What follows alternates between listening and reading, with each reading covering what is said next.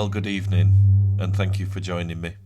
So I don't know if some of you saw, but last week I uploaded a video where I did a random opening of horror anthologies from off of yesteryear.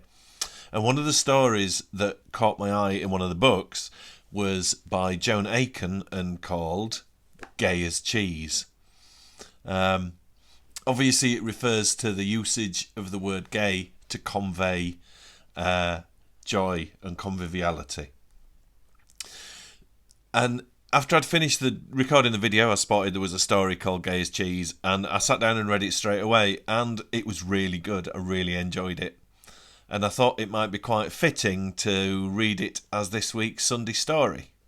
Joan Aiken always did kind of gentle and subtle unease and strangeness in her stories. I think probably her most famous book was The Wolves of Willoughby Chase, which is wonderful.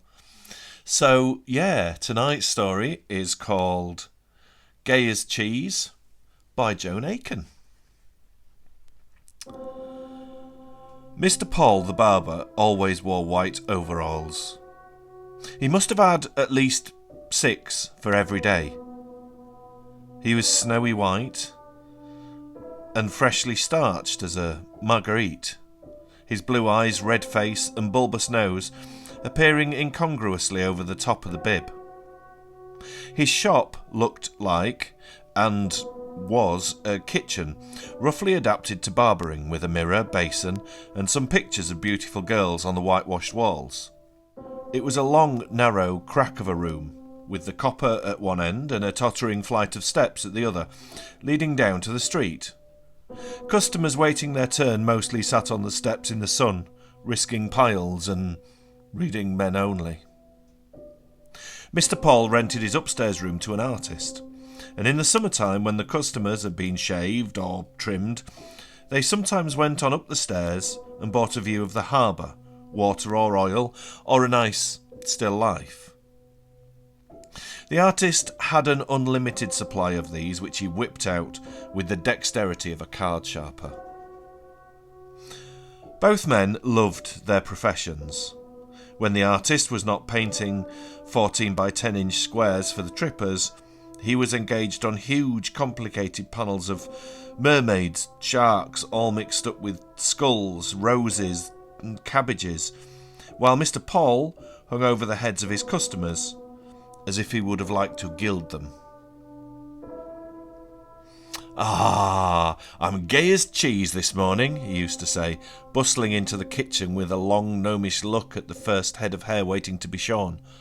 "I'll smarten you up till you're like a new button mushroom.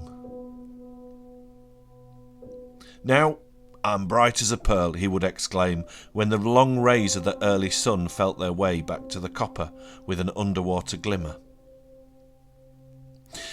When Mr. Paul laid his hands on a customer's head, he knew more about that man than his mother did at birth, or his sweetheart or confessor. Not only his past misdeeds, but his future ones. What he had for breakfast, and what he would have for supper, the name of his dog, and the day of his death. This should have made Mr. Paul sad, or at least cynical, but it didn't. He remained impervious to his portentous gift. Perhaps this was because the destinies of the inhabitants of a small Cornish town contained nothing very startling, and Mr. Paul's divinings seldom soared higher or lower than a double 20 or a sprained ankle. He never cut his own hair. He had no need to, for he was as bald as an egg. It was my own hair falling out that started me thinking on the matter," he told the artist. "All man's nature comes out in the way his hair grows. It's like a river. Watch the currents and you can tell what it's come through, what sort of fish are in it, how fast it's running, how far to the sea." The artist grunted. He was squatting on the floor, stretching a canvas, and made no reply.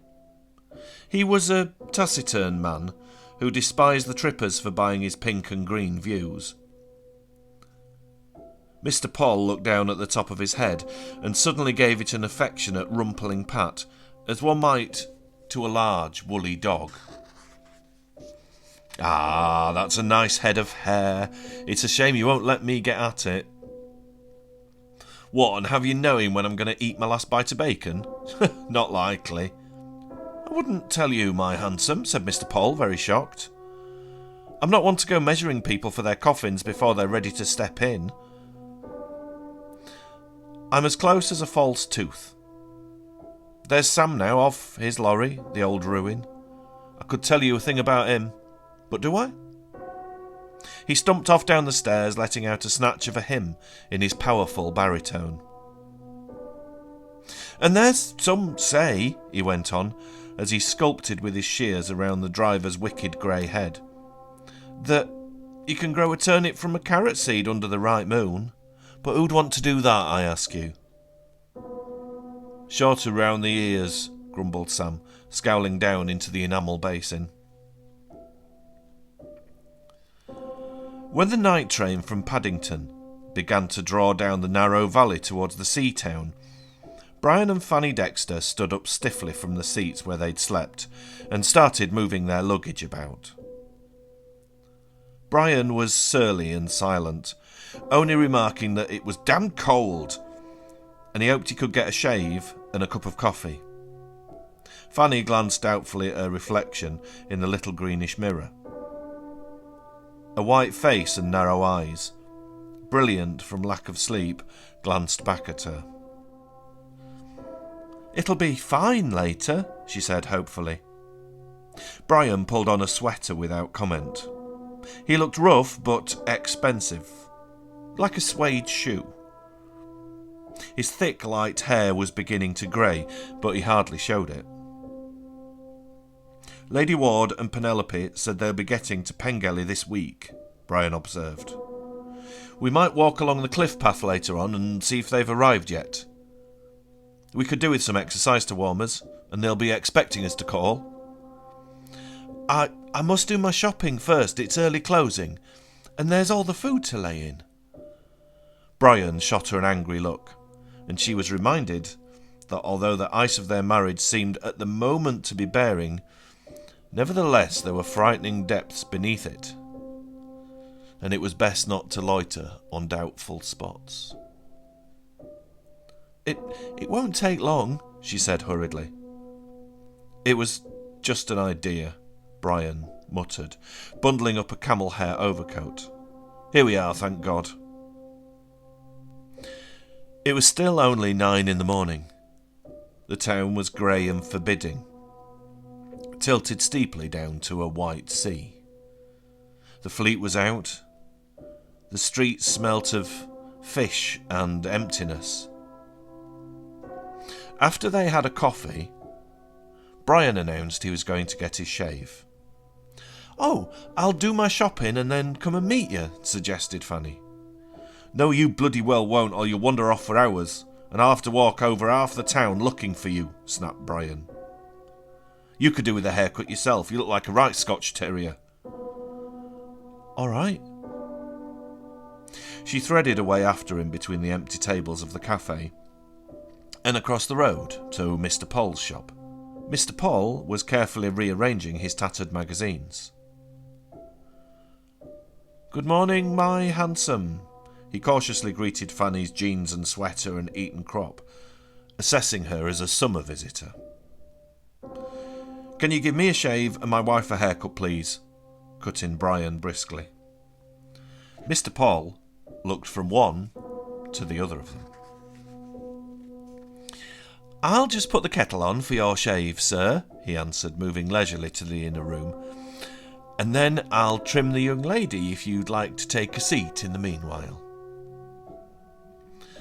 Brian preferred to stroll back and lean against the doorpost with his hands in his pockets, while Mr. Paul wreathed Fanny's neck in a spotless towel. Her dark head, narrow as a boy's, was bent forward, and he looked benignly at the swirl of glossy hair, flicked a comb through it, and turned her head gently with the palms of his hands. As he did so, a shudder, like an electric shock, ran through him and he started back. the comb between his thumb and forefinger jerking upwards, like a diviner's rod. Neither of the other two noticed. Brian was looking out into the street, and Fanny had her eyes on her hands, which were locked together with white knuckles across the fold of the towel. After a moment, Mr. Paul gingerly replaced his palms on the sides of her head with a pretence of smoothing the downy hair above her ears, and again the shock ran through him. He looked into the mirror, almost expecting to see fish swimming and seaweed floating around her. Death by drowning. And soon. He could smell the salt water and see her thin arm stretched sideways in the wave. "Don't waste too much time on her," said Brian, looking at his watch. "She doesn't mind what she looks like." Fanny glanced up and met Mr. Paul's eyes in the glass. There was such a terrified appeal in her look that his hands closed instinctively on her shoulders, and his lips parted to form the words, There, my handsome. Never mind." Before he saw that her appeal was directed not to him, but to her own reflection's pathetic power to please. That's lovely," she said to Mr. Paul with a faint smile, and stood up, shaking the glossy dark tufts off her. She sat on one of his chairs looking at a magazine, while Brian took her place, and Mr. Paul fetched the steaming kettle. "You're visiting the town?" Mr. Paul asked as he rubbed up the lather on his brush. He felt the need for talk. "Just come off the night train, we're staying here, yes," said Brian, shortly. "It is a pretty place," Mr. Paul remarked. "Plenty of grand walks if you're young and active."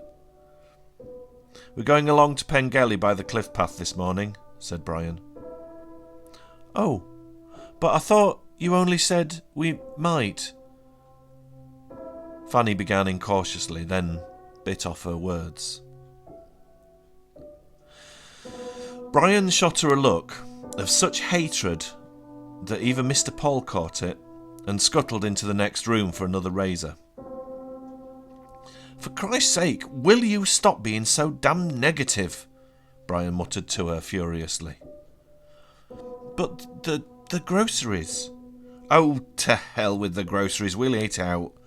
Lady Ward and Penelope will think it most peculiar if we don't call and let them know that we're here. I suppose you want to throw away a valuable social contact for the sake of a couple of ounces of tea. I can't think why you need to do this perpetual shopping. Penelope never does." I only thought..." "Never mind what you thought." Mr. Paul came back and finished the shave.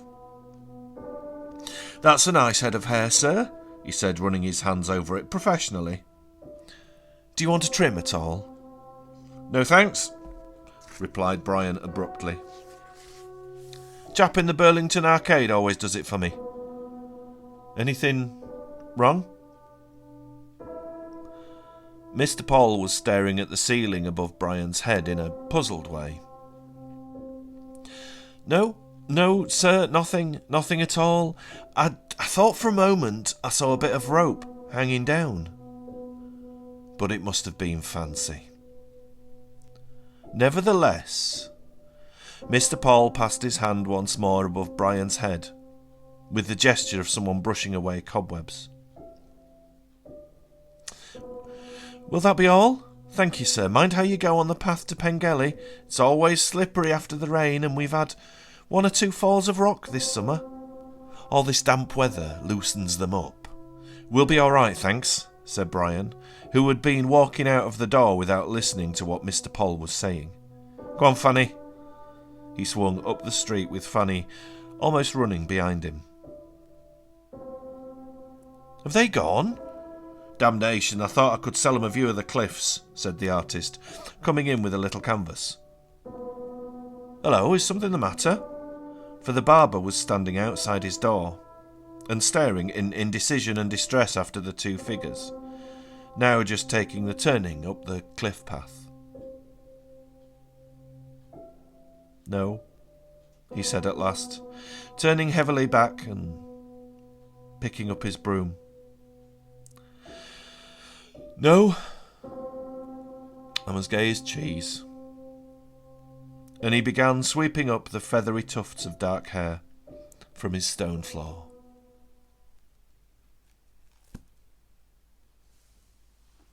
So, at least he got his comeuppance one way or another. It is a fairly old story, so there's a good chance his crime was discovered and he was hanged rather than him doing it himself. I think that was the implication given the age of the story.